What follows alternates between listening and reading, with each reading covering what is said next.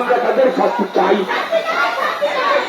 পশ্চিমবঙ্গের মুখ্যমন্ত্রী মমতা ব্যানার্জির পদত্যাগের দাবিতে পদযাত্রাকে কেন্দ্র করে রণক্ষেত্রে পরিণত হয়েছে কলকাতা সহ পশ্চিমবঙ্গের বিভিন্ন স্থান। মঙ্গলবার এক প্রতিবেদনে ভারতীয় সংবাদ মাধ্যম হিন্দুস্তান টাইমস এই তথ্য জানায়।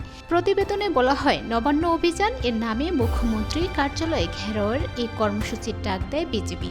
কর্মসূচি সফল করতে হাওড় ব্রিজ সহ বিভিন্ন স্থানে পুলিশের ব্যারিকেড ভাঙার চেষ্টা করেন বিক্ষোভকারীরা। এ সময় পরিস্থিতি নিয়ন্ত্রণে আনতে লাঠিচার্জ করে পুলিশ। দফায় দফায় টিয়ার গ্যাসও ছোড়া হয়।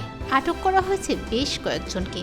বিক্ষোভকারীদের দাবি, পুলিশের অভিযানে আহত হয়েছেন অনেকে। পদযাত্রাকে সামনে রেখে সকাল থেকে গুরুত্বপূর্ণ সব সড়কে কড়া নিরাপত্তা দেয় পুলিশ। এদিকে রাজ্য সরকারের প্রশাসনিক ভবন ঘিরে জারি করা হয় ১৪০ ধারা। আরজিকর হাসপাতালে নারী চিকিৎসককে ধর্ষণ ও হত্যার প্রতিবাদে বেশ কিছুদিন ধরেই উত্তাল পশ্চিমবঙ্গ।